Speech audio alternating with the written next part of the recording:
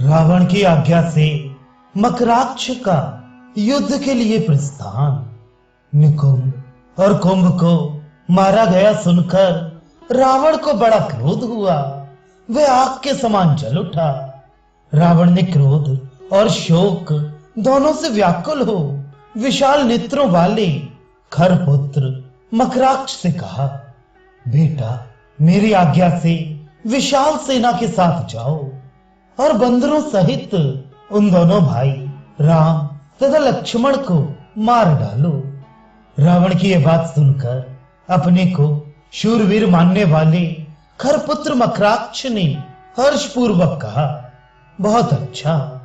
फिर उस बलिवीर ने निशाचर राज रावण को प्रणाम करके उसकी परिक्रमा की और उसकी आज्ञा लेकर वे उज्जवल राजभवन से बाहर निकला। पास ही सेनाध्यक्ष खड़ा था। खर के पुत्र ने उससे कहा, सेनापति, शीघ्र रथ ले आओ और तुरंत ही सेना को भी बुलवाओ। मकराक्ष की यह बात सुनकर निशाचर सेनापति ने रथ और सेना उसके पास लाकर खड़ी कर दी। तब मकराक्ष ने रथ की प्रदक्षिणा की और उस पर आरूढ़ होकर सारथी को आदेश दिया, रथ को शीघ्रता पूर्वक ले चलो।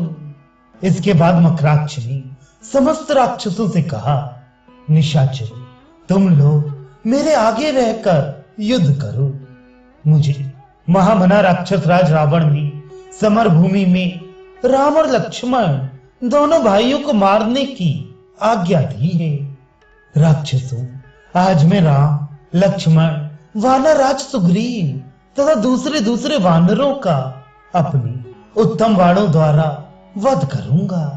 जैसे आग सूखी लकड़ी को जला देती है, उसी प्रकार आज मैं शूलों की मार से सामने आई हुई वानरों की विशाल वाहिनी को दग्ध कर डालूंगा।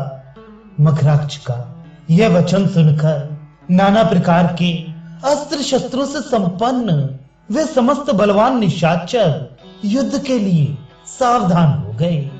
वे सबके सब इच्छानुसार रूप धारण करने वाले और क्रूर स्वभाव के थे। उनके दाढ़े बड़ी बड़ी और आंखें भूरी थी। उनके केश सब ओर बिखरे हुए थे, इसलिए वे बड़े भयानक जान पड़ते थे। हाथी के समान चिंघाड़ते हुए वे विशालकाय निशाचर खर के पुत्र महाकाय मकराक्ष को चारों ओर से घेरकर पृथ्वी को कपाते हुए बड़े हर्ष के साथ युद्ध भूमि की ओर चली।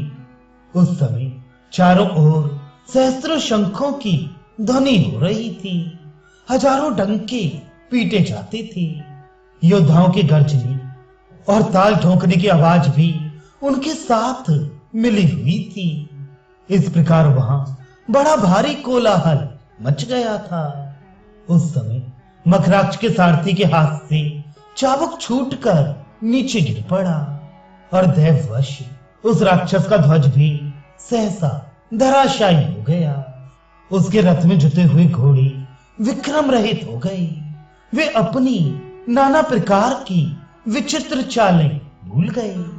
पहले तो कुछ दूर तक आकुल लड़खड़ाते हुए पैरों से गए, फिर ठीक से चलने लगे, परंतु भीतर से वे बहुत दुखी थे।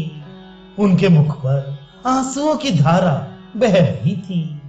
दुष्ट बुद्धि वाले उस भयंकर राक्षस मकराक्ष की यात्रा के समय धूल से भरी हुई दारुण एवं प्रचंड वायु चलने लगी थी। उन सब अपशगुनों को देखकर भी वे महाबलशाली राक्षस उनकी कोई परवाह न करके सबके सब उस स्थान पर गए जहां श्री राम और लक्ष्मण विद्यमान थे। उन राक्षसों की अंग कांति मेघ, हाथी और भैंसों के समान काली थी।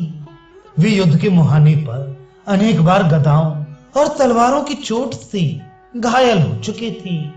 उनमें युद्ध विषयक कौशल विद्यमान था। वे निशाचर पहले मैं युद्ध करूंगा, पहले मैं युद्ध करूंगा, ऐसा बारंबार कहते हुए वहां सब और चक्कर लगाने लगे।